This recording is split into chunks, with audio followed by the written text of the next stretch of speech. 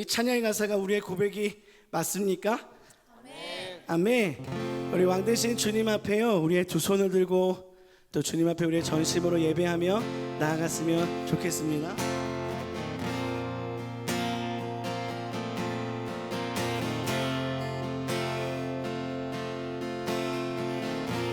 주 앞에 엎드려 주 앞에 엎드려 경배합니다. 오직 주께 주 경배합니다. 다른 것 아니 오직 주께 주 앞에 엎드려 주 앞에 엎드려 경배합니다. 오직 주께 주 경배합니다. 다른 것 아니 오직 주께 우리 다시 한번 주 앞에 엎드려 주 앞에 엎드려 경배합니다. 오직 주님께 오직 주께 주님 경배합니다. 주 경배합니다. 다른 것 아니 다른 것 오직 주님께 오직 주께 주 앞에 엎드려 주 앞에 경배합니다. 경배합니다. 오직 주님께 오직 주께 아멘. 주 경배합니다. 다른 것 오직 주님께 오직 주께 나의 모든 우상들 나의 모든 우상들 나의 보좌 모두 다 내려놓고 나의 모든 우상들 나의 모든 모두 다 내려놓고 우리 다시 한번 나의 모든 우상들 모든 우상들 나의 보좌 모두 다 내려놓고 주 앞에 주 앞에요 경배합니다.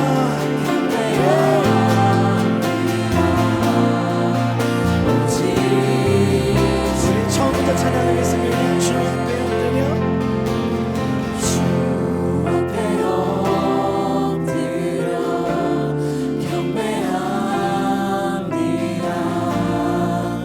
오직 주께 주님 경배합니다. 주 경배합니다. 다른 것 아니 오직 주께 우리 다시 한번 전심을 다해 주 앞에 엎드려 주 앞에 엎드려 오직 주님만을 경배합니다. 오직 오직 주님께 주께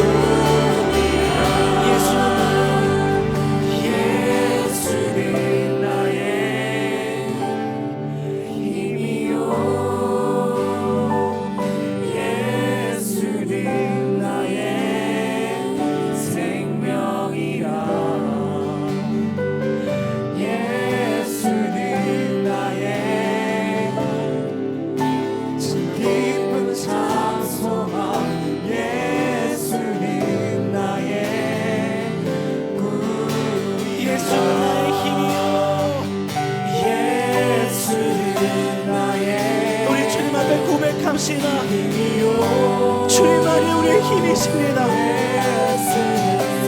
주님만이 우리의 생명이십니다.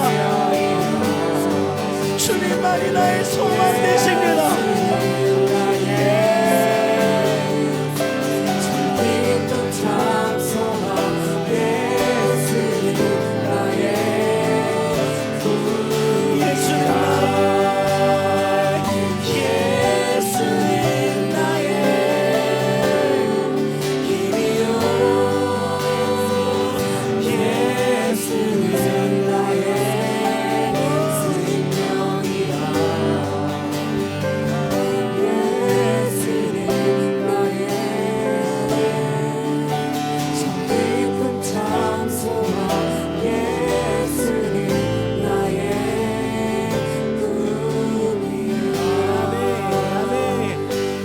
주님 앞에 고백하며 나아갑시다.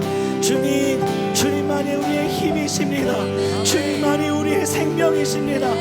다른 어떤 것이 우리의 힘이 아니고 우리가 의지할 구석이 아니고 오직 주님만이 우리의 힘이십니다. 주님만이 우리의 생명이십니다. 주님보다 사랑했던 그 모든 것에서 내가 돌아섭니다. 이제 주님을 바라봅니다. 이제 주님께로 나아갑니다. 주님 우리와 함께하여 주시옵소서. 우리 함께 주님의 이름 부르고 기도합시다. 주여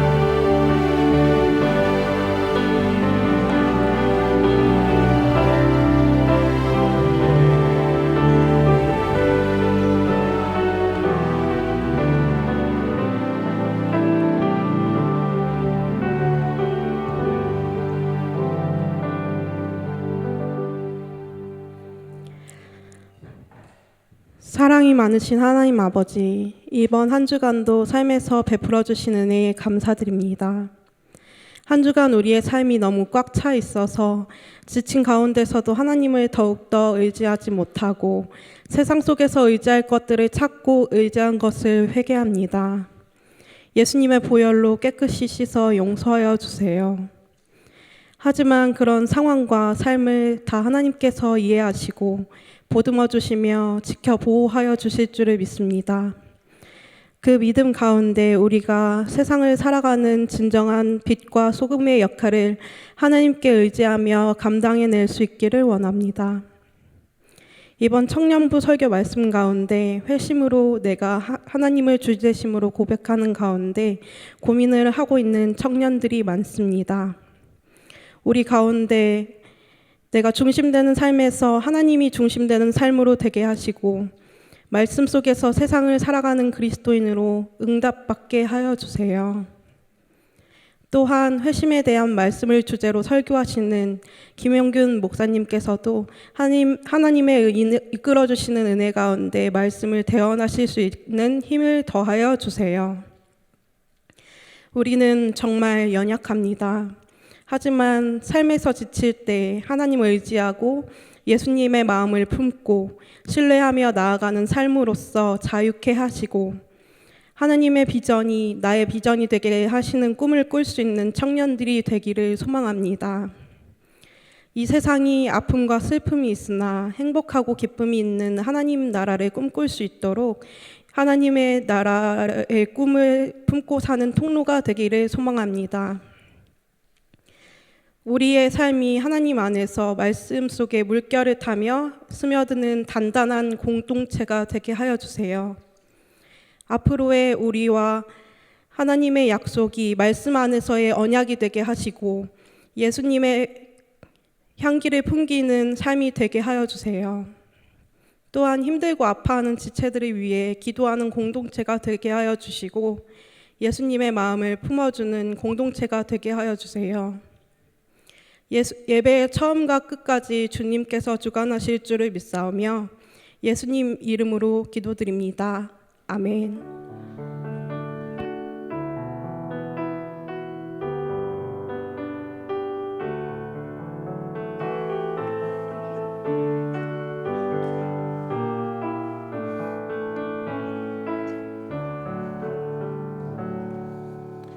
우리 가능하신 분들은 자리에서 일어나셔서 함께 봉헌하겠습니다.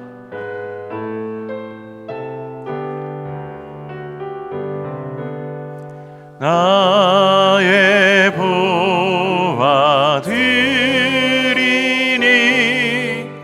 주여 받아 주셔서 하늘나라 위하여 주 뜻대로 쓰소서.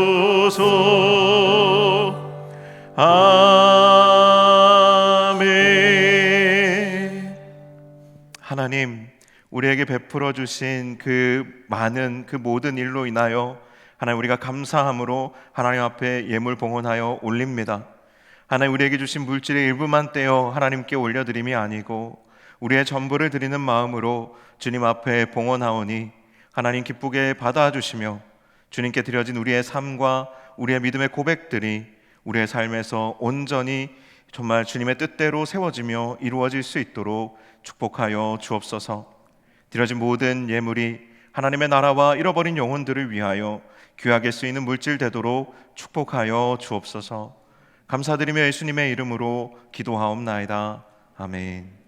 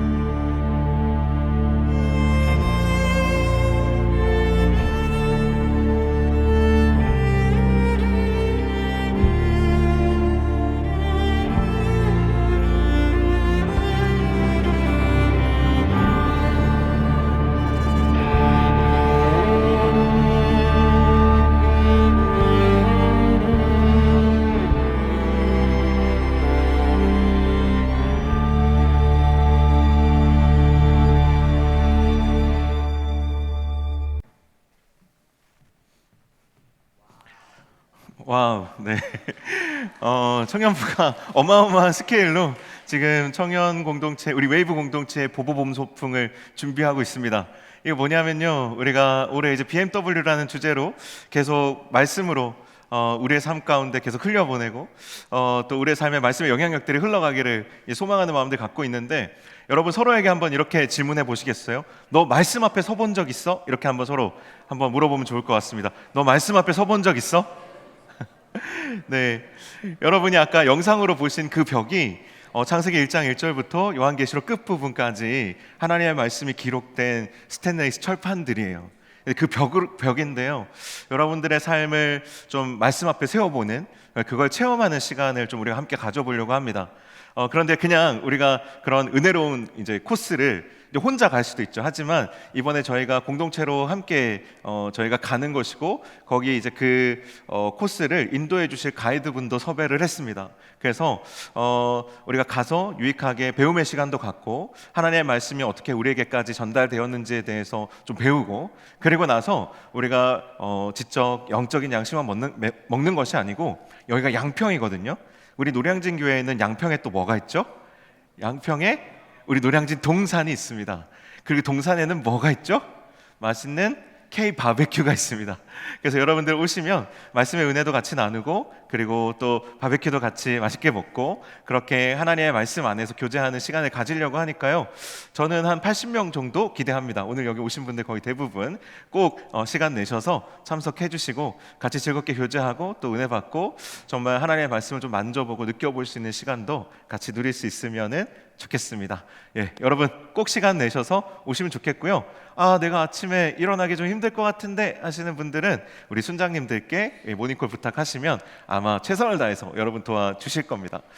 그리고 이런 일정이 굉장히 알차거든요. 저희가 버스도 대절해서 가서 또 체험하고 가이드 하는데도 1인당 비용이 들어요. 비용이 들고, 그리고 또 바베큐도 또 비용이 드는데, 회비가 단돈 1만 원. 네, 혹시 10,000원이 부담스러우신 분들은 제가 100원 빼드릴게요. 9,900원. 네, 그래서 여러분들 꼭 오셔서 함께 하셨으면 좋겠습니다. 네, 우리 준비하는 우리 임원들 너무 고생하고 있는데요. 박수로 한번 격려해 주시면 감사하겠습니다. 네, 감사합니다. 예, 여러분들도 날씨가 부쩍 이렇게 기온이 올라가서 노곤하기도 하고 좀 지치실 텐데요. 또 말씀 앞에 설 때 우리의 마음을 좀 새롭게 하는 마음으로 우리 같이 봉독하고 말씀 나누도록 하겠습니다. 오늘 우리에게 주신 하나님의 말씀은 열왕기상 3장 3절에서 10절까지의 말씀입니다. 열왕기상 3장 3절에서 10절까지의 말씀입니다. 저와 여러분이 교독하여서 읽도록 하겠습니다. 제가 먼저 읽겠습니다. 솔로몬이 여호와를 사랑하고 그의 아버지 다윗의 법도를 행하였으나 산당에서 제사하며 분향하더라.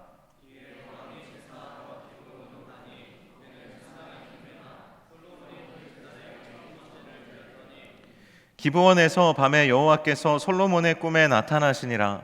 하나님이 이르시되 내가 네게 무엇을 줄꼬 너는 구하라.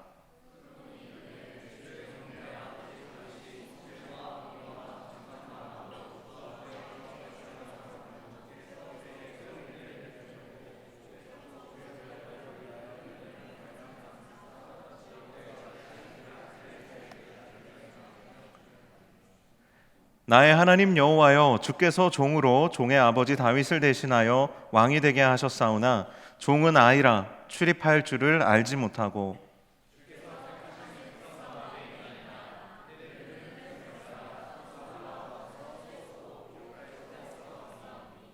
누가 주의 이 많은 백성을 재판할 수 있사오리이까? 듣는 마음을 종에게 주사 주의 백성을 재판하여 선악을 분별하게 하옵소서. 이것을 구하매 그 말씀이 주의 마음에 든지라. 아멘. 네, 지난주 이 자리에서 제가 너무 열정적으로 너무 마음을 다해서 여러분에게 전했던 메시지가 있는데요. 여러분 혹시 기억하시는지 모르겠습니다. 지난주에 오셨던 분들은 아마 좀 강하게 좀 각인이 되셨을 거라고 생각이 들긴 하는데요. 좀 간단하게 좀 요약하고 좀 부족했던 설명을 좀 보충해 드리면서 오늘 메시지를 이어가려고 합니다. 우리 지난주에요, 아도니아라는 다윗의 아들이 있었고 솔로몬이라는 다윗의 아들이 있었는데 이 두 사람 중에 사실 아도니아가 훨씬 더 유력하고 영향력이 있는 사람이었음에도 불구하고 솔로몬만이 다윗의 후계자가 되었다 그랬습니다. 그런데 이처럼 우리도 교회에 다니고 세례도 받고 봉사도 하고 직분도 받고 그렇게 종교 생활을 하는 사람들은 이 자리에 굉장히 많이 있습니다. 하지만 그렇다고 해서 다 하나님의 상속자, 다 진짜 크리스찬, 다 진짜 하나님의 자녀가 되는 것은 아니다라고 했습니다. 이 부분이 이제 많은 분들에게 그럼 나는 하나님의 자녀가 아닌가? 나는 교회에 다니고 있는데 크리스찬이 아닌가? 하는 여러 가지 물음표들이 여러분들의 마음속에 그리고 머리 위에 이렇게 막 생겼던 기억이 납니다. 그런데요, 여러분, 진짜 그리스도인이 된다라는 것은 영접과 회심, 이 두 가지를 모두 통과한 사람이 그리스도인, 참 그리스도인이 된다라는 거예요. 영접에 대해서는 우리가 많이 들어봤지만, 제가 지난주에 몇몇 청년들과 이야기를 나누면서 지난주에 목사님 말씀 전하실 때 잘 이해가 안 됐어요. 지난주 목사님 말씀 전하실 때 뭔가 좀 튕겨나갔어요 하면서 했던 얘기가 뭐냐면, 회심이라는 단어 자체가 너무 생소했다라는 거예요. 처음 들어봤대요. 여러분, 회심이라는 단어가 사실 우리가 설교나 그리고 우리가 영적 교제를 나눌 때에도 잘 사용하지 않는 표현이다 보니까 이 개념 자체가 여러분에게 좀 어려웠을 수 있겠다, 잘 이해가 안 됐을 수도 있겠다 하는 생각이 들어서 어떻게 하면 조금 더 잘 설명할 수 있을까 고민을 해봤습니다. 영접과 회심을 좀 연결해서 여러분에게 한번 제가 다시 전달을 해볼게요. 여러분, 영접은요, 손님을 우리 집에 초대하는 것과 같은 겁니다. 그런데 그 손님이 만약에 너무 귀한 손님이라면 여러분 어떻게 하시겠어요? 여러분의 생명을 구해준 사람이에요. 여러분이 지금까지 이 자리에까지 올 수 있도록 여러분을 도와주고 이끌어준 사람이라고 한번 생각해 보세요. 그런 사람이 만약에 여러분의 집에 초대를 받아서 오게 된다면 여러분 아마도 최선을 다해서 그 사람을 잘 대접하시겠죠. 그 사람이 머물 숙소도 가장 좋은 이불, 가장 좋은 베개, 그리고 가장 좋은 방을 내어드릴 거예요. 그리고 그분을 위해서 가장 좋은 식사도 준비를 할 겁니다. 그리고 그분이 집에 와서 식사를 하다가 혹시 나 좀 음식 좀 더 먹을 수 있을까? 이러면 당연히 여러분은 그럼요, 마음껏 드세요, 이렇게 여러분 분명히 하실 거예요. 냉장고에 음식 많이 들어있는데 뭐든지 마음껏 꺼내 드십시오, 이렇게 할 겁니다. 그리고 그 손님이 갑자기 여러분에게 혹시 나 화장실 잠깐만 좀 써도 될까? 그럼요, 화장실 마음껏 쓰세요. 아마 여러분 그렇게 하실 거예요. 그렇게 하룻밤이 지나고 그 다음날 손님이 일어났어요. 그런데 그 손님이 갑자기 예상치 못했던 행동을 하는 거예요. 아침에 일어나더니 갑자기 거실에 가서 그 드라이버를 들고 거실 벽에 붙어있는 텔레비전을 떼는 거예요. 그리고 그걸 갑자기 분리수거하는 그 쓰레기장에다 갖다 놓는 겁니다. 그리고 갑자기 그 집 안에 있는 가구의 배치들을 하나씩 바꾸기 시작하는 거예요. 너무 뭔가 부담스럽죠. 그런데 그분이 이제는 벽지를 다 뜯어내고 벽지도 새로 바르는 거예요.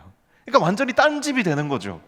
가구 배치도 바뀌고 또 뭐 벽지도 다 바뀌고 모든 것이 완전히 새로워지는 거예요. 그런데 여러분, 우리가 주님을 영접한다라는 것이 바로 이런 거라는 거예요. 우리가 주님을 보통 손님으로 영접을 해요. 그래서 우리가 원하는 대로 주님을 대접합니다.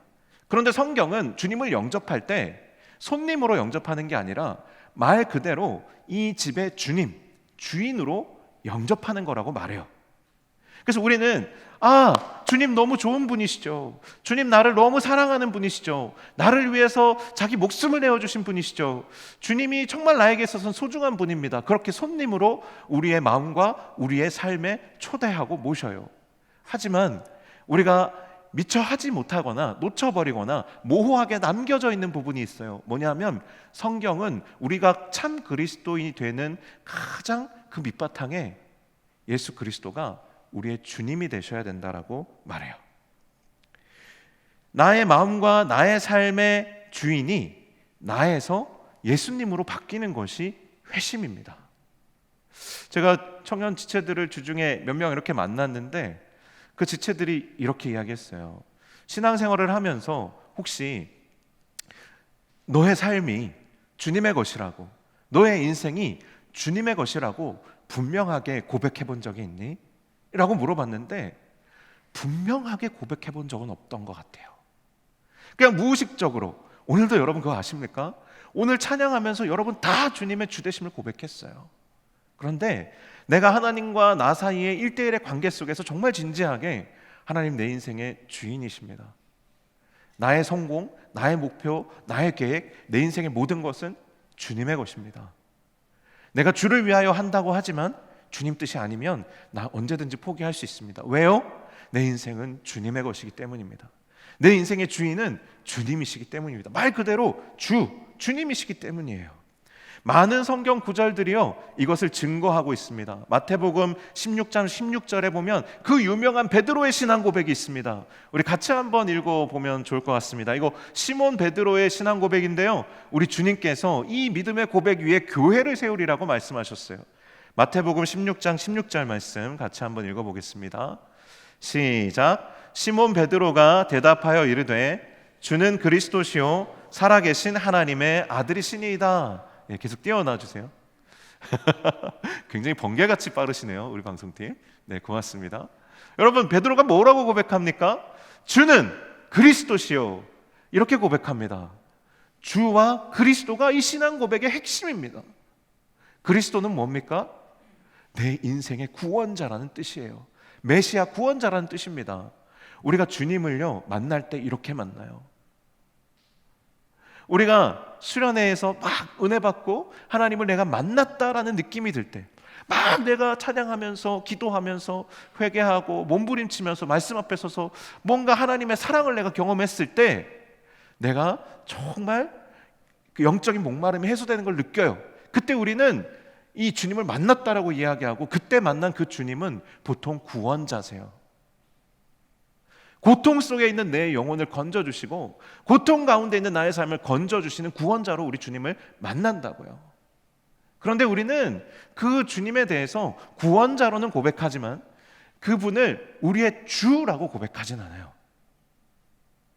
그것이 함께 가야 한다라는 것을 배우지 못했다라는 거예요. 그런데 성경을 보면 이 신앙의 고백은 늘 예수는 나의 주인이십니다라는 고백이 함께 가요. 주는 그리스도시요 살아계신 하나님의 아들이시니이다. 여기뿐만이 아니에요. 사도행전 16장 31절 말씀을 보면 또 이렇게 기록되어 있습니다. 혹시 띄워주실 수 있나요? 사도행전 16장 31절, 이르되 주 예수를 믿으라. 그리하면 너와 내 집이 구원을 받으리라. 어떻게 하면 너와 내 집이 구원을 받는다고요? 주 예수를 믿으라는 거예요. 여기에서 핵심이 뭡니까? 예수는 주시라는 거예요. 여기에서 주는 퀴리오스, 주인이라는 의미도 있지만 이것은 당시 황제에 대한 호칭이었어요. 예수가 나의 왕이자 예수가 나의 주인이라는 거예요. 그것을 믿으면 너와 내 집이 구원을 얻으리라 그랬어요. 로마서 10장 9절을 볼까요? 로마서 10장 9절은 이것을 더 확실하게 우리에게 보여줍니다. 로마서 10장 9절 말씀 가능하면 같이 읽어보면 좋을 것 같은데 있나요? 네, 같이 읽겠습니다. 시작. 내가 만일 내 입으로 예수를 주로 시인하며 또 하나님께서 그를 죽은 자 가운데서 살리신 것을 내 마음에 믿으면 구원을 받으리라. 어떻게 하면 구원을 받는다고요? 내 입으로 예수를 주로 시인하며. 예수가 주가 되실 때 비로소 우리의 구원이 온전하여진다라는 거예요.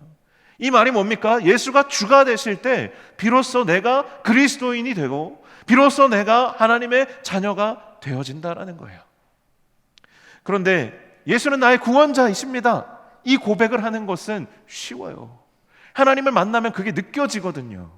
그런데 그 사랑에 우리가 부딪혔을 때 우리의 반응이 정말 예수를 주로 시인하기 어려울 때가 많아요.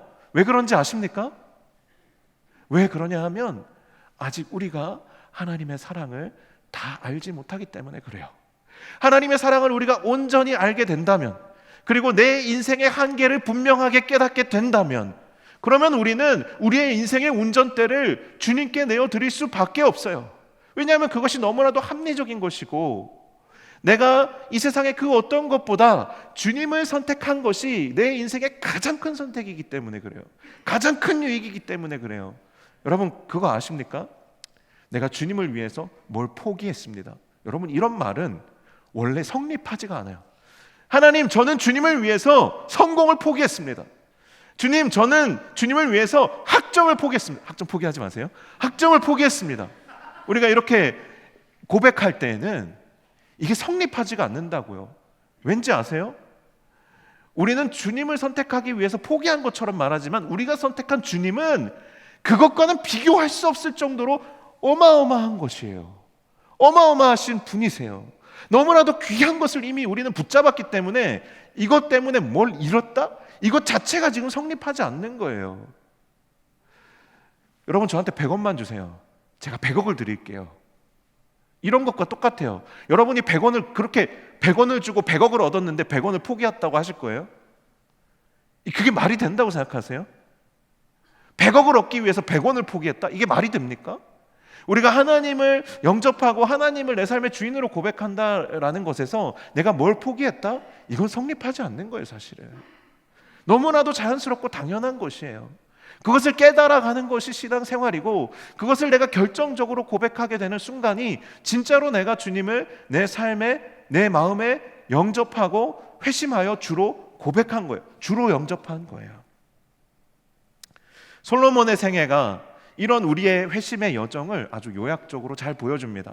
지난 시간에 솔로몬이 다윗의 뒤를 이어서 이스라엘 전체의 왕이 되었다 그랬어요. 솔로몬은요, 정적들을 물리치고 왕이 되는 과정에서 정말 절대로 왕이 될 수 없는 솔로몬이 왕이 되는 놀라운 하나님의 능력을 경험했어요.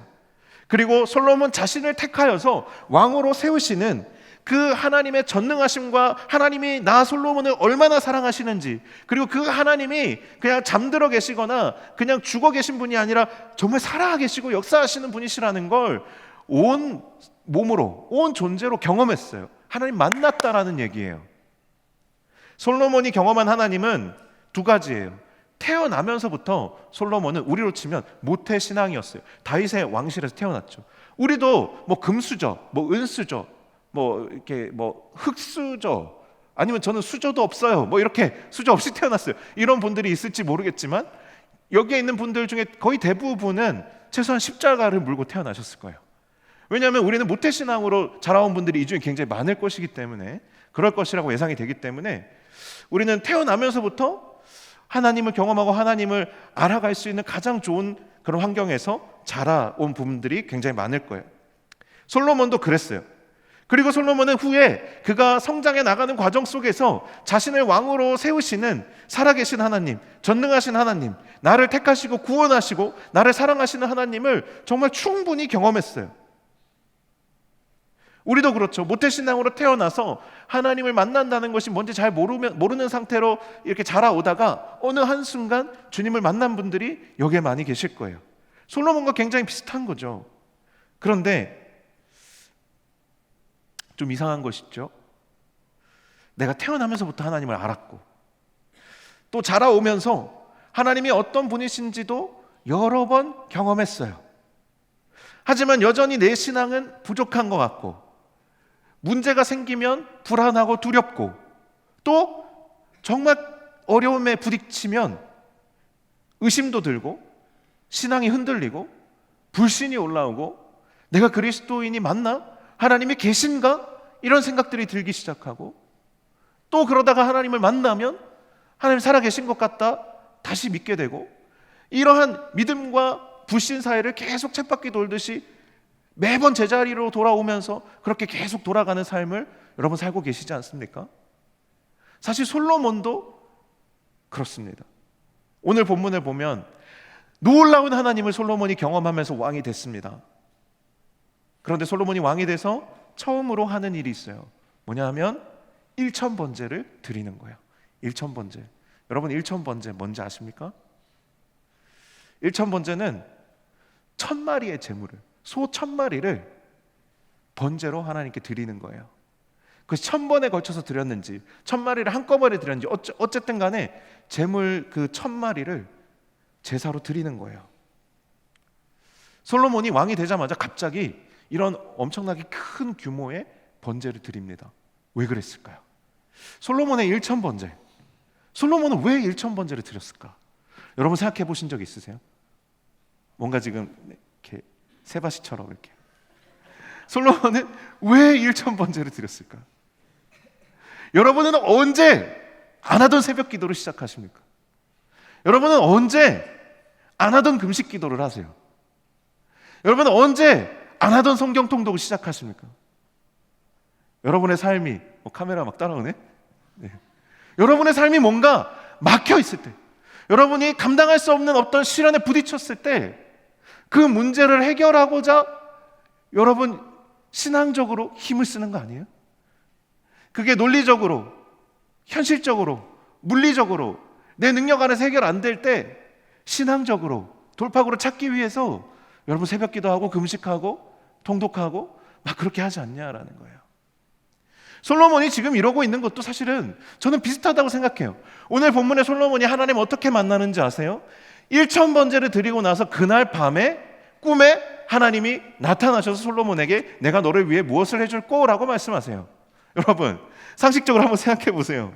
새벽 기도 갔다 오면 여러분 졸리죠? 금식하고 나면 힘 빠져요. 졸려요. 막 삶이 막 스트레스 받고 힘들면 이건 아니구나. 그렇게 1000번제를 여러분이 드렸다고 한번 생각해 보세요. 하다못해 여러분이 절에서 108배를 드리고 왔다고 한번 생각해 보세요. 여러분 밤에 쓰러져서 잘 거예요. 그런데 꿈이 웬 말입니까? 지금 꿈이 웬 말이에요? 여러분 솔로몬은요 왕이 되어서 되게 이제 멀쩡할 것 같고 되게 좋을 것 같지만 솔로몬의 마음은 전혀 그렇지 않아요. 솔로몬의 가장 든든한 후원자이자 유일한 자기의 방패막이었던 아버지 다윗이 솔로몬이 왕이 되자마자 죽습니다.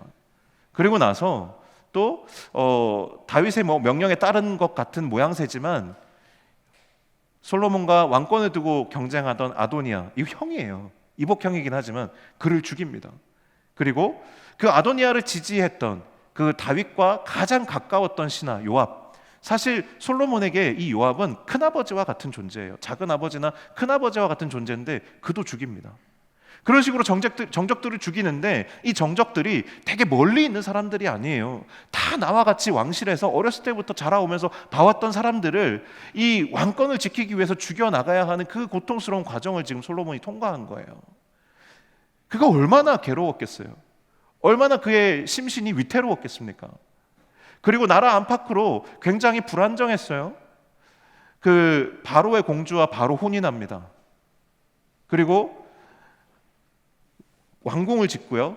그리고 성전을 짓고요. 성벽을 재건할 계획을 세워요. 솔로몬의 마음이 얼마나 분주했겠어요? 솔로몬은요 분명히 모르긴 몰라도 아마 최소 불면증 아니면 우울증 아니면 공황장애도 있었을지도 몰라요. 그가 1000번제를 드릴 수밖에 없는 근본적인 내적인 외적인 원인들이 있었을 거라는 거예요. 솔로몬은요 어려움 가운데에서 그렇게 1000번제를 드리면서 그 마음속에 분명히 누가 가르쳐준 것은 아니지만 내적 깨달음이 있었을 겁니다. 내 마음과 내 인생이 절대 내 뜻대로 되는 것이 아니구나. 내가 노력한다고 해서 이 우울증과 싸워서 이길 수 있는 것이 아니고, 내가 노력한다고 해서 내 인생의 그 외적인 상황들이 다 좋게 순적하게 돌아갈 수 있는 것이 절대 아니구나. 나의 힘으로 되어질 수 있는 것이 나 하나조차도 내 마음대로 바꿀 수 없구나. 아마 절망했을 겁니다. 1000번제를 드린 그 밤에도 잠을 이루지 못하면서 불면증에 허덕였을지도 모릅니다. 그러나 그의 마음 가운데 깨달아진 것은 내 마음과 나의 인생을 하나님께 맡기는 것 외에는 다른 방법이 없구나. 이것이 내 아버지 다윗이 하나님 앞에서 인생의 그 위기마다 고비마다 했던 결단이었구나. 이제 그 고백을 내가 해야 되는구나. 이것을 분명 그는 깨달았을 것입니다. 그래서 1000번제, 곧 내 자신을 하나님께 다 헌신하여 드리는 1000번의 결단, 이 1000번제를 드리게 된 것입니다.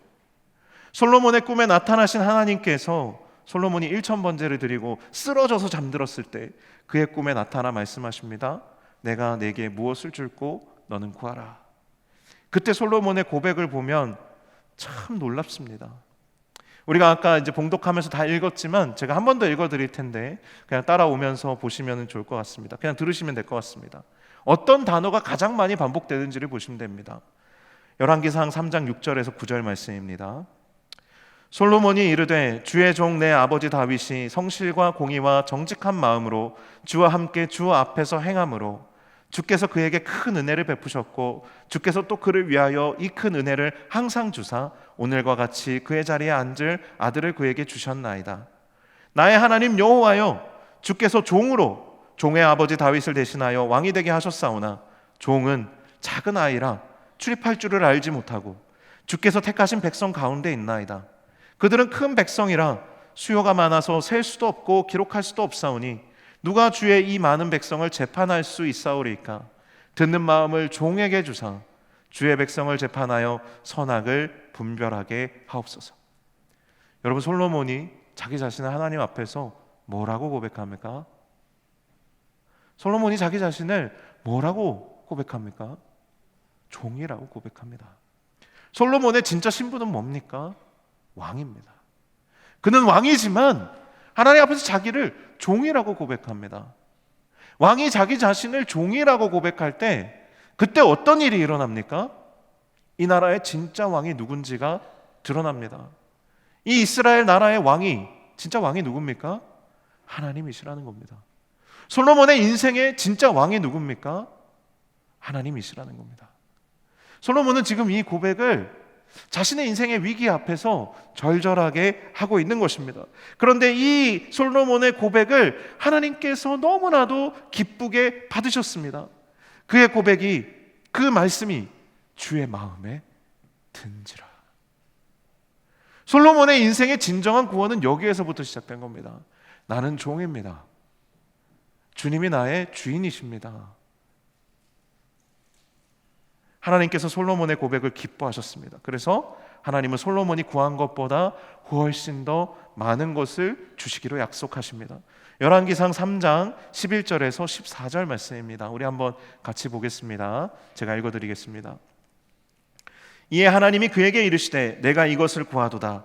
자기를 위하여 장수하기를 구하지 아니하며 부도 구하지 아니하며 자기 원수의 생명을 멸하기도 구하지 아니하고 오직 송사를 듣고 분별하는 지혜를 구하였으니 내가 내 말대로 하여 내게 지혜롭고 총명한 마음을 주노니 내 앞에도 너와 같은 자가 없거니와 내 뒤에도 너와 같은 자가 일어남이 없으리라.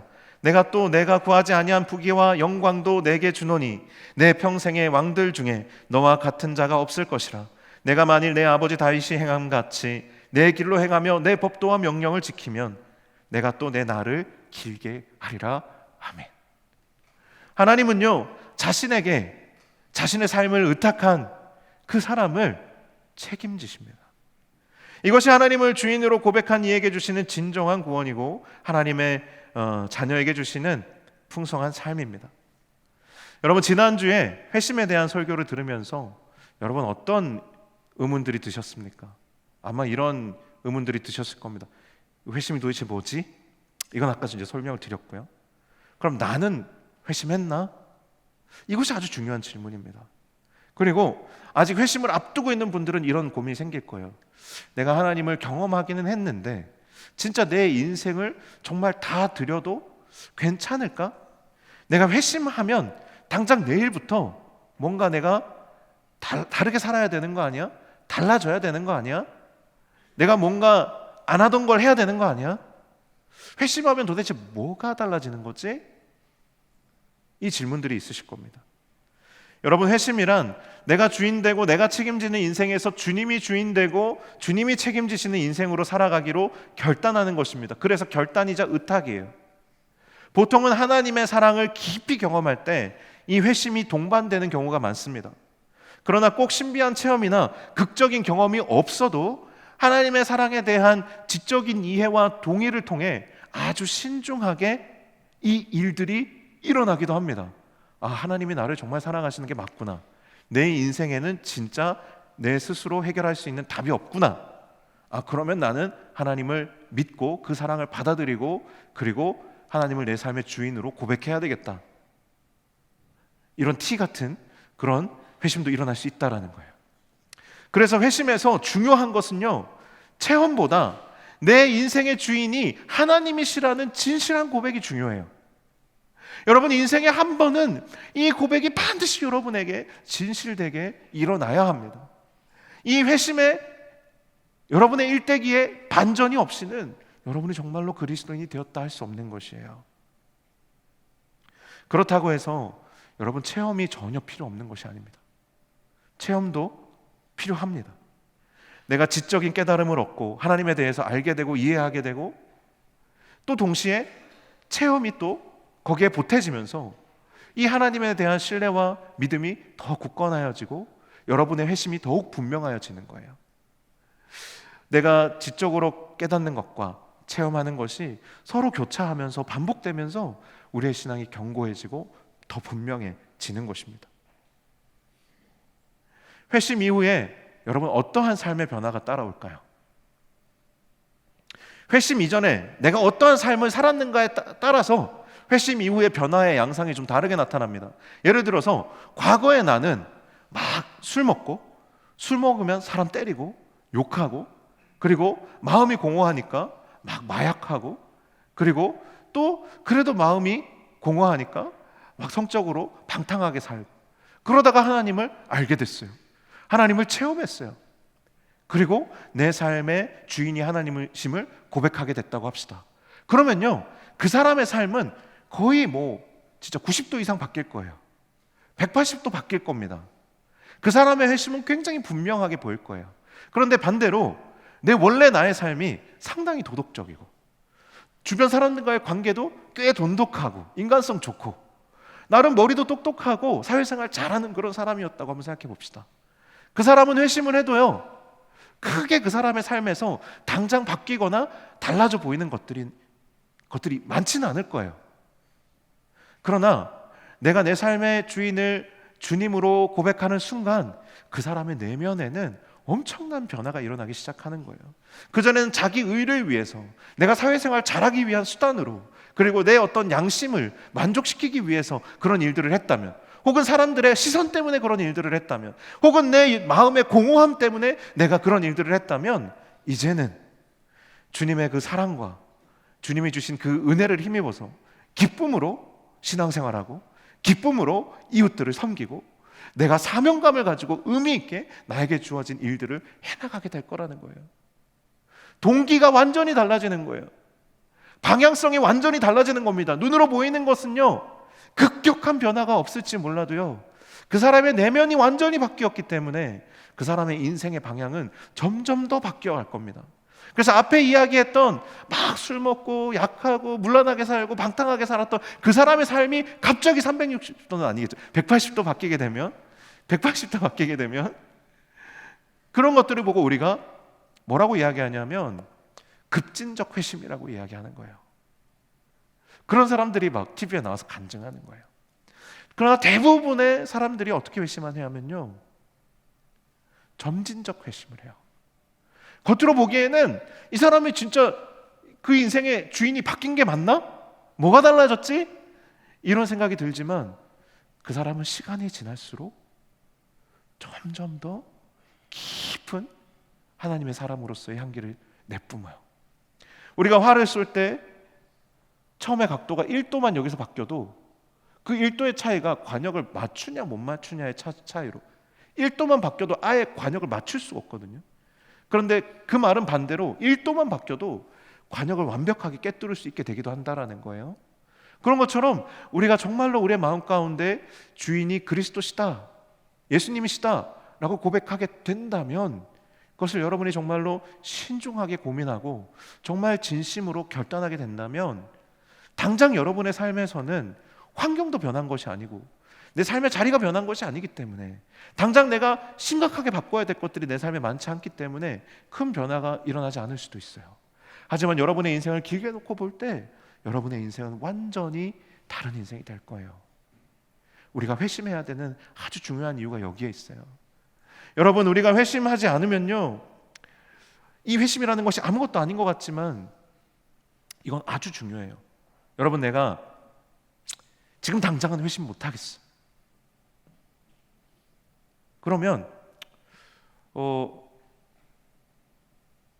그래도 내가 양육을 좀 받아보지 뭐. 내가 제자 학교를 들어가서 제자반도 해보고 양육반도 해보고 사도반도 해보고 사역자반도 해보고 지도자반도 해보지 뭐. 우리가 이렇게 생각할 수 있어요. 그런데 여러분, 이거 아십니까? 우리가 정말로 우리 안에 양육이 일어나려면, 우리가 진짜로 제자로서 성장하려면 가장 첫 번째 전제되어야 할 것이 뭐냐 하면 주님이 여러분의 주인이셔야 해요. 그게 가장 첫 번째 출발점이에요. 우리가 거듭났다라고 표현하는 것은요, 예수님이 나의 구원자시는 걸 내가 알겠다, 이 정도 수준이 아니에요. 그분이 나의 인생의 구원자시고 그렇기 때문에 내 인생은 그분께 달렸다, 그분이 나의 주인이다, 이렇게 고백할 때 그때 내 삶이 거듭난 거예요. 주인이 안 바뀌었는데, 주인이 똑같은데 여러분 그 식당의 맛이 어떻게 바뀔 수가 있겠어요? 그죠? 그런 것처럼 주인이 바뀌어야 내 삶이 바뀌는 거고, 그래야 내가 거듭났다라고 할 수 있는 거예요. 그렇게 되면 여러분, 거듭난 사람이 양육을 받으면 정말 놀라운 일들이 일어납니다. 그 사람이 쑥쑥 자라는 것을 보게 돼요. 우리가 제자 훈련을 하고 뭔가 많은 교육을 받고 많은 예배를 드렸지만 내가 변하지 않고 늘 제자리 걸음을 하는 이유는 이 회심의 고백이 분명하지 않기 때문이에요. 회심의 고백이 분명한 사람은 양육을 받을수록 쑥쑥 자라납니다. 너무나도 급격하게 변화되기 시작합니다. 솔로몬의 일천 번제의 형식에 대해서 두 가지 견해가 있습니다. 1000마리를 한 번에 드린 제사였을 것이다, 아니면 1000번에 걸쳐서 나눠서 드린 제사였을 것이다. 이것은요, 급진적 회심과 점진적 회심이 각각의 이 제사 형식과 비슷하다고 볼 수 있을 것 같아요. 그러나 제3의 해석이 있습니다. 이건 뭐냐면요, 이것이 1000마리를 드린 제사든 1000번에 걸쳐서 드린 제사든 이 1000이라는 이 숫자 자체가 횟수나 아니면은 어떤 마리수나 이런 숫자에 대한 개념이라기보다는 온전함, 완전함을 의미한다라고 접근하는 방식이에요. 완전히 전부를 드리는 의미가 있다라는 거죠. 솔로몬이 1000번제를 드렸다는 것은 내 전부를 드렸다라는 거예요. 내 전부를. 그것도 완전히 드렸다라는 거예요. 회심의 원리가 여기에 들어있는 겁니다. 내 인생 전부를 하나님께 의탁하고 내 전부를 하나님께 드린 종됨을 고백하는 겁니다. 사랑하는 여러분, 여러분은 여러분의 삶의 주인으로 하나님을, 그리고 예수 그리스도를 분명히 고백하는 참 그리스도인이십니까? 여러분은 어떠십니까? 어떤 자리에 계십니까? 하나님의 존재, 하나님의 살아계심, 이런 거 믿는 사람들 진짜 많아요. 교회 밖에도 많아요. 신은 있는 것 같다고. 근데 여기에서 우리는 뭘 조금 더 경험한 사람들이냐면, 하나님이 사랑이시구나, 그 하나님이 나를 사랑하시는구나, 이것을 경험하신 분들이 여기에 많이 계실 거예요. 그것은 하나님을 진짜로 여러분이 알게 되신 거예요. 그런데 나와 하나님과의 관계는 여기까지 충분하다고 생각하고 여러분 만족하고 계시지는 않습니까? 그렇다면 여러분 진짜 신앙생활은 아직 시작하시지 않은 것입니다. 거기에 머물고 계시다면 여러분의 신앙 성장은 아마 멈추어 계실 거예요. 왜냐하면 태어나지 않은, 거듭나지 않은 영혼이 어떻게 자랄 수가 있습니까? 예수님을 주인 대신 주님이 아니라 그냥 썸만 타는 썸님, 이 제가 만든 개념이에요. 썸만 타는 썸님으로, 혹은 손님으로 우리의 인생에서 모시면서 믿음과 의심, 신뢰와 불신, 이걸 반복하고 계시지 않습니까? 그러다가 시련이 찾아오면 그냥 말없이 멀어지고. 자꾸 이렇게 되는 이유는 우리가 하나님을 우리의 인생의 주인이 아니라 우리의 인생의 손님으로 우리가 모시고 대우하고 있기 때문입니다. 우리의 인생에 들어왔다 나왔다 하시는, 그런 왔다 갔다 하시는 분으로 우리가 만나고 있기 때문입니다. 사랑하는 여러분, 여러분이 하나님을 충분히 알고 하나님의 사랑을 정말 충분히 경험했다면 이제 여러분은 이 회심의 결단의 문턱 앞에 서 있는 겁니다. 이 시간 한 1분 정도 이렇게 좀 묵상하는 시간을 가지려고 합니다. 네, 그 시간 동안에 찬양팀 준비해 주시면 좋을 것 같고요. 반주도 해주시면 좋을 것 같아요.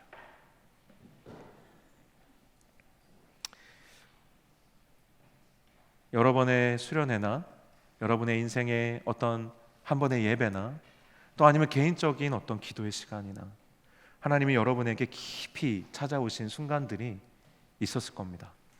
그런 분들이 아마 이 자리에 많이 계실 겁니다. 아마 한 번쯤은 진짜 하나님이 살아계시고 그 하나님이 나를 너무나도 사랑하신다, 이것을 여러분 느껴보신 적도 아마 있는 분들이 여기에 많이 계실 겁니다. 여러분이 하나님의 사랑을 많이 경험하고 여러분이 하나님을 깊이 체험한 분일수록 여러분은 이제 진짜 그리스도인이 되는 문턱에 가까이 와 계시는 거예요. 우리는 다 찾는 이로 시작해요. 그래서 하나님의 사랑을 만나게 되고 알게 됩니다. 그런데 정말로 내가 하나님의 자녀가 되고 그리스도인이 되는 그 문턱에, 그 문에, 그 열린 문으로 들어갈지 말지에 대한 결단은 여러분에게 달려 있어요.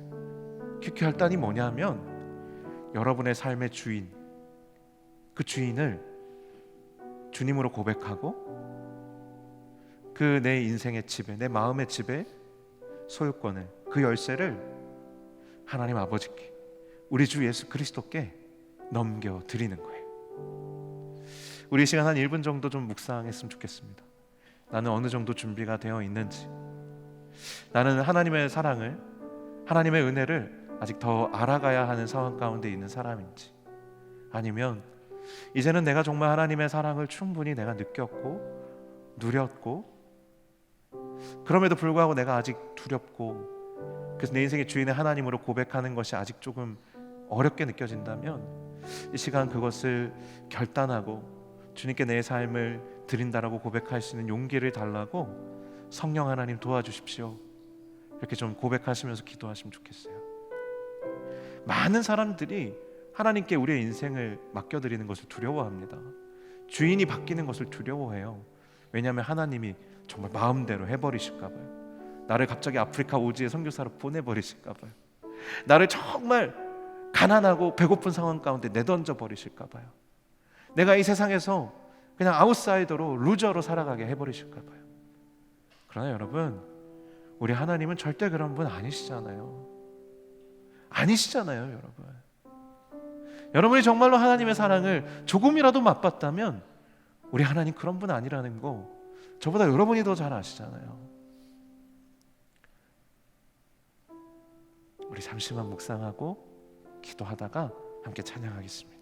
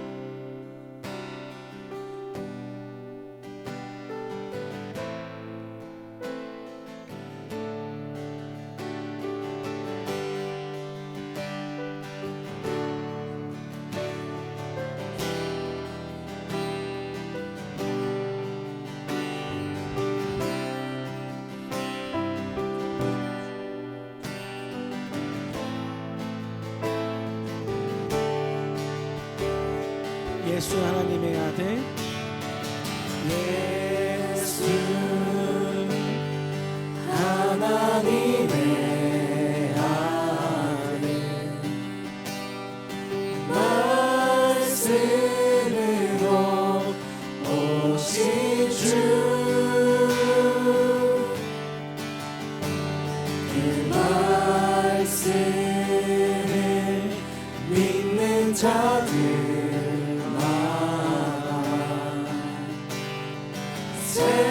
새로운 맘 주시네.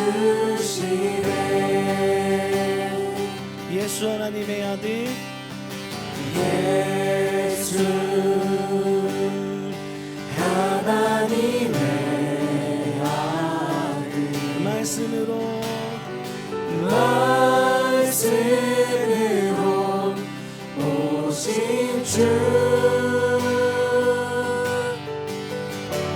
그 말씀을 믿는 자들마다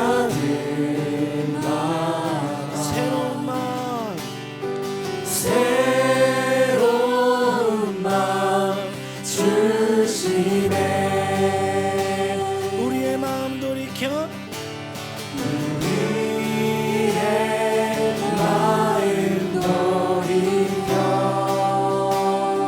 주의 말씀 앞에 내 말씀 앞에 나와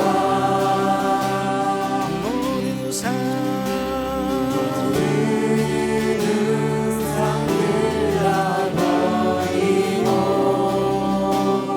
내 하나님만 하나님만 경배하네. 새로운 맘 주시고 주님의 성령을 부으사 우리 안에 굳은 마음 제하여 주님의 마음 주소서.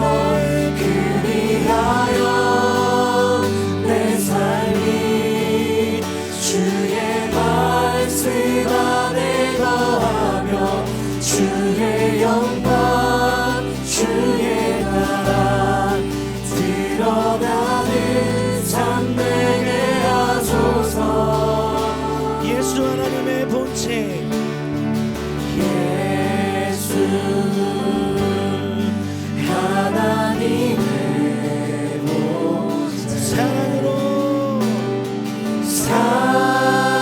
사랑으로 오직 주 그 사랑이 날 찾아오셔 새로운 마음 주시네. 새로운 마음 주시네. 우리의 마음 돌이켜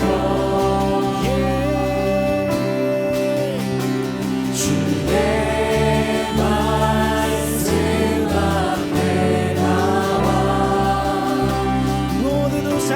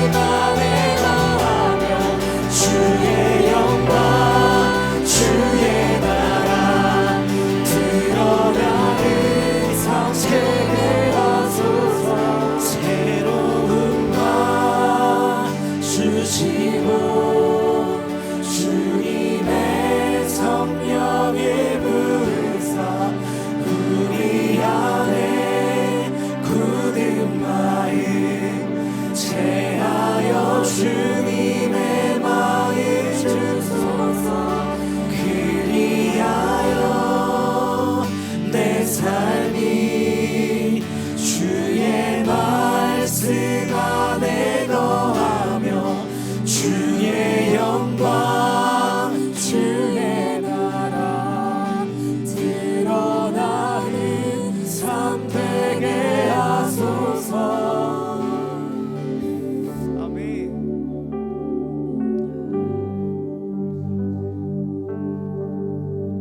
우리 이 시간 같이 기도했으면 좋겠습니다. 우리 한 번만 같이 기도할 텐데요. 여러분, 회심을 막 한 사람의 마음 가운데 어떤 마음이 드는지 아십니까?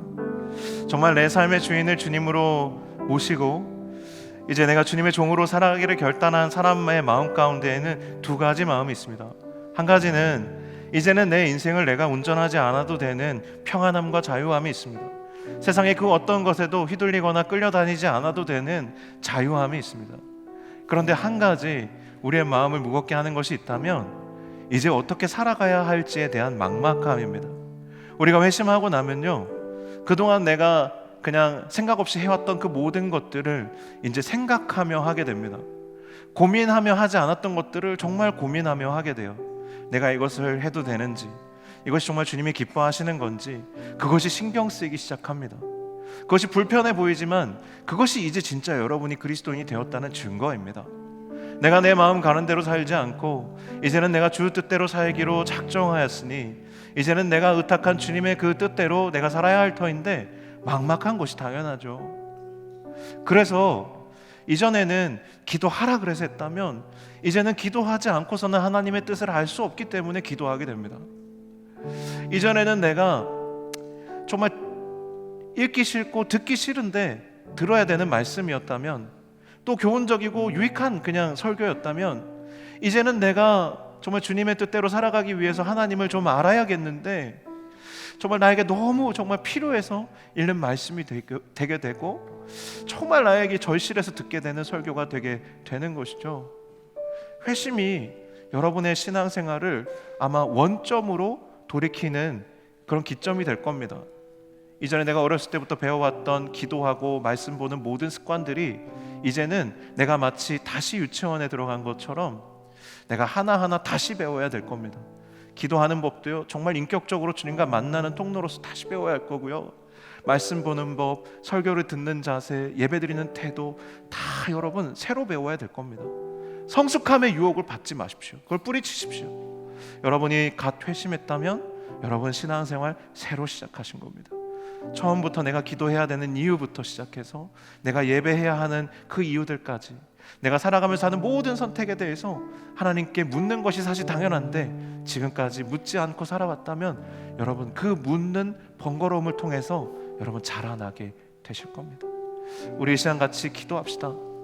정말 하나님, 내가 그 거듭남의 신비를 경험하게 하여 주시옵소서. 주님이 나의 인생의 주인 되시는 것을 맛보게 하여 주시옵소서. 하나님, 정말 내가 이전에 형식적으로 해왔던 것들이 있다면 내가 주님을 정말 내 인생의 주인으로 고백하면서 이제 정말 실제로 경험할 수 있는 신앙생활 되게 하여 주십시오. 내가 신앙생활 오래 했지만 메마른 신앙생활이었다면 이제 내 인생의 주인이 주님이 되심으로 풍성한 삶, 그 풍성한 신앙생활을 맛보는 그 신비로운 영역으로 들어갈 수 있도록 인도하여 주시옵소서. 내가 그 문턱에 있다면 하나님, 내가 그 문턱을 넘어갈 수 있도록 하나님의 사랑을 더 충만하게 체험할 수 있게 하여 주시고 하나님을 아는 지식이 더할 수 있도록 성령 하나님 나를 도와 주시옵소서. 그리하여 그 문턱을 정말로 내가 회심함으로 뛰어넘을 때에 정말 그 풍성함을 맛보는 신앙생활 되게 하여 주옵소서. 우리 주여 한번 부르짖고 합심하여 기도하겠습니다. 주여, 하나님 아버지, 이 시간 하나님 우리를 회심의 문턱에 세우셨습니다. 하나님, 우리가 이 문턱에 서 있는 지체들을 위하여 기도합니다. 하나님, 우리 사랑하는 청년들에게 하나님께서 은혜를 부어주시고 하나님께 우리의 삶을 헌신하며 나아가는 즐거움과 기쁨, 하나님 그 자유함과 평안을 하나님 이들이 확신하며 나아갈 수 있도록 주님 도와주시옵소서. 하나님, 주님의 그 큰 사랑을 하나님 아직 잘 알지 못하는 가운데 있다면 하나님 그 사랑을 알아갈 수 있도록 하나님 도와주시옵소서. 하나님, 우리의 인생의 여정에 정말 주님을 만나는 이 계절이 하나님 지금 이 청년의 때 이 계절이 되게 하여 주시고, 아버지 하나님 정말 주님을 만나고 맛보고 경험함으로 하나님 나의 삶을 새롭게 살아가는 놀라운 기적을 경험할 수 있게 하여 주십시오. 우리의 신앙이 형식이 아니라 아버지, 우리의 신앙생활이 그저 하나님 막연한 신앙생활이 아니라 정말 주님이 함께 하심으로 아버지는 풍성함을 누리는 신앙생활 될 수 있도록, 정말 하나님 내가 주님의 편에 섬으로 주님을 나의 인생의 주인 삼음으로 실제가 되는 놀라운 경험들을 해나갈 수 있도록 주여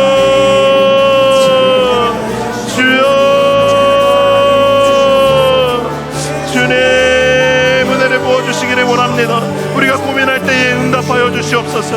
하나님, 우리가 번민할 때에 주님 응답하여 주시옵소서. 주님, 우리가 주님의 이름을 부를 때에 아버지 주님을 찾을 때에 응답하여 주옵소서. 하나님, 우리가 아버지를 혼란스러울 때에 아버지를 주님께 길을 물을 때에 아버지 주님 응답하여 주시옵소서. 주님 은혜를 베풀어 주시옵소서. 주님 은혜를 베풀어 주시옵소서. 우리 주님께서 내 인생의 주인 되어 주심으로 나의 삶이 변화되는 것을 경험하게 하여 주시옵소서. 주여 아버지,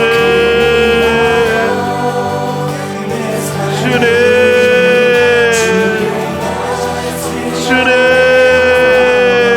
은혜를 베풀어 주시옵소서. 성령 하나님 이 가운데 함께하여 주시옵소서.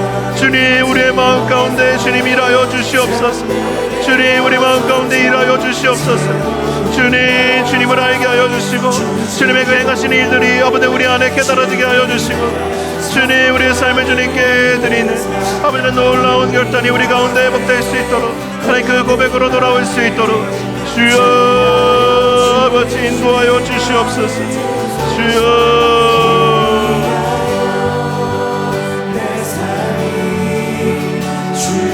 말씀 안에 거하며 주의 영광 주의 나라 드러나는 삶 되게 하소서. 새로운 마음 주시고 주님의 성령을 부사 우리 안에 부는 마음 새하여 주님의 마음 주소서. 내 삶이 주의 말씀 안에 거하며 주의 영광 주의 은혜를 부어주시옵소서. 드러나는 삶 되게 하소서.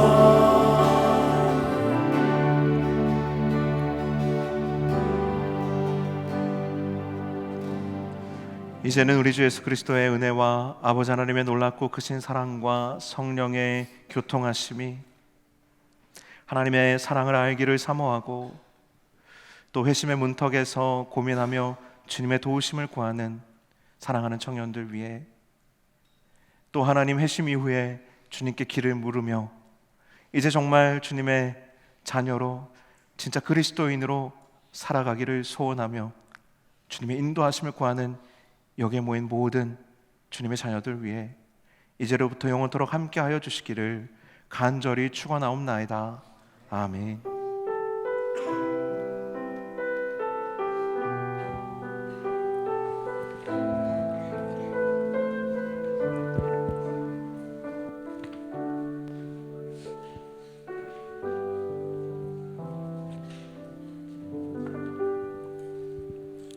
네, 안녕하세요. 새가족부 김규민입니다. 네, 지난주에도 이제 청년부의 새가족이 오셨는데요. 19돌의 양다은 자매님 자진으로 오셨고 16돌의 전석호 형제님 자진으로 오셨습니다. 환영합니다. 네, 다음은 이제 등반식을 진행하려고 하는데요. 이번에 등반식에 참여하시는 새가족분 그리고 이제 새가족부 리더분들 앞으로 나와 주세요.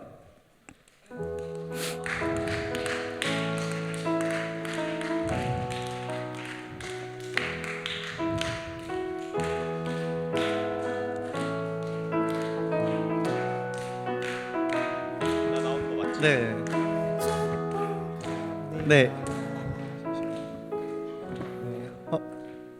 네. 1, 2또래 양다민 형제님은 박지혜 사랑방으로 들어가게 되셨고요. 그리고 17또래 황진 자매님이 네. 그리고 이제 여기 안 나오신 분들도 계세요. 그래서 이제 김석원 순장님이십니다. 이름 말아야 되나요? 양다은 자매님이랑 정예교 형제님은 김석원 순장님 따라 들어가시면 되고요. 그리고 강주영 형제님은 여기 임채연 순장님 임채연 순장님 따라 들어가시면 됩니다. 그럼 축복송으로 축하해드리겠습니다.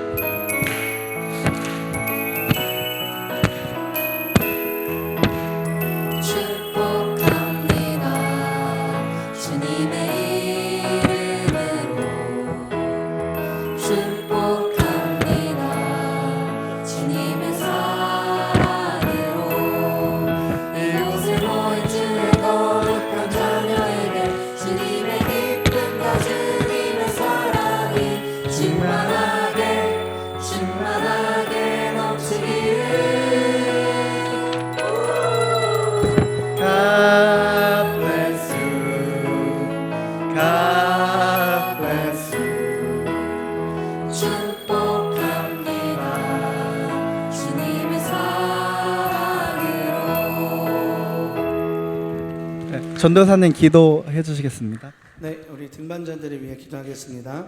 하나님 아버지 감사합니다. 오늘도 예배 가운데 우리 가운데 청년부에 등록하여 또 등반한 우리 형제 자매님들을 허락하여 주셔서 감사합니다. 우리 안다은 자매님, 정혜교 형제님, 강조영 형제님, 양다민 형제님, 황지연 자매님 이분들을 우리 가운데 보내시고 또 잘 정착하게 하시고 한 가족이 되게 하여 주셔서 감사드립니다. 우리가 앞으로도 주님 안에서 함께 교제하고 기쁨을 나누고 서로 위로하고 격려하는 그런 사랑의 공동체, 사랑의 가족으로 함께 주님 앞에 신앙생활할 수 있도록 주님께서 이후로도 인도하여 주시옵소서. 예수님의 이름으로 기도합니다. 아멘.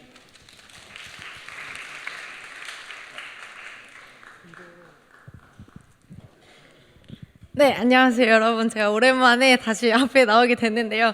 저희 더 젊고 더 멋지고 잘생긴 우리 광고 요정님께서 목이 많이 안 좋으십니다. 그래서 여러분들께서 생각나실 때마다 목의 회복을 위해서 기도해 주시고요.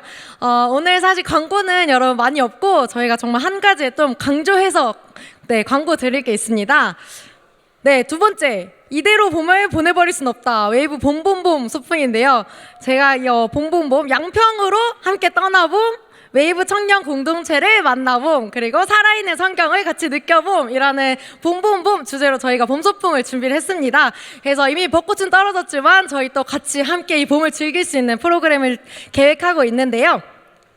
여러분, 그래서 오늘은 좀 여러분들께 좀 부탁을 드리고 싶은 게 있습니다. 일단 준비물이 좀 필요한데요. 핸드폰과 그리고 주보 이렇게 두 가지를 일단 꺼내주시고, 자, 일단 핸드폰을 켜시면은 여러분 그 캘린더 어플 있으시잖아요. 일단 캘린더에 들어가셔서 자, 저희 일시 4월 27일 토요일 오전 8시부터 저녁 6시까지 자, 일단 일정 캘린더를 이렇게 켜셔서 이렇게 등록을 해주시면 되는데 여러분 대학생분들은 일단 4월 일정을 이렇게 켜시면은 뭐가 있냐면 중간고사가 있어요. 그래서 일단 중간고사 근데 또 우리가 공부를 할 때도 뭐가 필요하냐면은 이걸 끝나고 뭔가 재밌는 게 있어야 이렇게 동기부여가 될 거 아니에요. 그러니까 여러분 그 중간고사 이렇게 뒤쪽으로 일정이 있을 거예요. 그래서 4월 27일 이렇게 등록을 해주시고 내가 맨날 시험 공부할 때마다 너무 힘들고 막 피곤하고 이거 끝나면 뭐하나 이런 생각하실 때 이제 청년들하고 놀러 갈 수 있구나 이런 이제 희망찬 기대와 소망을 가지고 꼭 대학생분들도 시험 끝나고 가벼운 마음으로 와주시고요.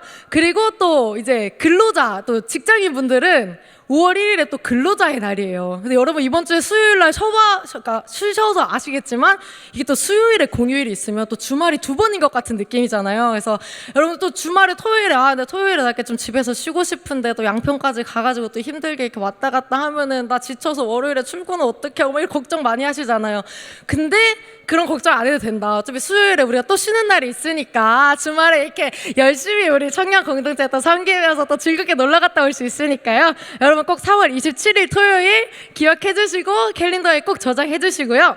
그리고 두 번째로 해야 될 거, 일단 카메라를 켜주셔야 되는데요. 이제는 카메라를 켜셔서 여러분 주보에 저희가 오늘 QR코드가 나와 있어요. 저를 찍으시지 마시고요, 선생님들. 카메라 켜서 저 찍는 거 아니고, 네, 여기 그냥 QR이 있으면 이제 저도 이렇게 눈 감아 드리려고 했는데 QR이 없으셔가지고 주보에 보시면 QR이 있습니다. 그래서 여러분 카메라 켜셔서 주보 보시면은 신청서가 있어요. 그래서 꼭 신청서 들어가셔서 또래랑 이름 적고 회비 10,000원만 제출해 주시면 여러분 신청이 완료가 되니까요. 꼭 여러분들께서 4월 27일 토요일 오전 8시까지 드림랜드 오시는 거 기억해 주시고, 네, 꼭 많은 분들과 함께 했으면 좋겠습니다. 그래서 여러분들께서 저희 이렇게 청지기 부서에서 또 여러분들 맛있는 거 이렇게 먹이고 싶다고 바비큐도 준비를 해주신다고 하니까요. 여러분들께서 꼭 기억해 주시고 사랑방 순원들하고 또 우리 또래들하고 함께 즐거운 시간 되시기를 축복합니다. 감사합니다.